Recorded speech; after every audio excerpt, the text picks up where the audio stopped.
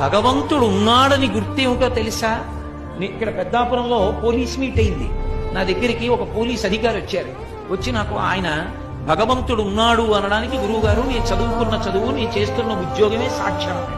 నేను తెల్లబోయి అది ఎలా అన్నాను అంటే ఆయన అన్నాడు, నేను వేలిముద్రల నిపుణుణ్ణి గురువుగారు. అమ్మ కడుపులో ఉండగా 4వ నెలలో వేలిముద్రలు ప్రారంభమవుతాయి. ప్రారంభమైన వేలిముద్రలు 6వ నెల వచ్చిన తరువాత బాగా ముద్రలన్నీ గట్టిగా ఆ వేళ్ల చివర ఏర్పడతాయి.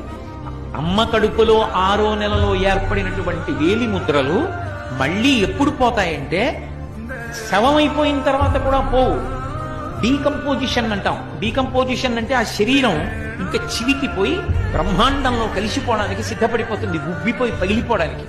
అలా వికారమును చెందిపోయిన తర్వాత అప్పుడు మాత్రమే వేలిముద్రలు మారతాయి. అప్పటి వరకు వేలిముద్రలు మారవు. ఒక్క వేలిముద్ర ఇలా పెడితే ఆ వేలిముద్ర ఎవరిదో తెలిసిపోతుంది. ఇంత చిన్న వేలు మీద గీతలు గీసినప్పుడు ఇన్ని కోట్ల మంది గీతలలో ఎవరికి గీసిన గీతలా ఇంకోటి గీతలు గీయకుండా గీయగలిగిన మహాశిల్పి ఒకడు ఉన్నాడు. వాడు లేకపోతే ఈ గీతలు ఎక్కడి నుంచి వచ్చాయి? వాడు ఉన్నాడనడానికి నువ్వు ఎక్కడికో వెళ్ళక్కర్లేదు. నీ వేళ్లు చాలు, వేలి మీద గీతలు చాలు. నేను ఎన్నో కాగితాల మీద ఎన్నో వ్రాతలు రాశాను.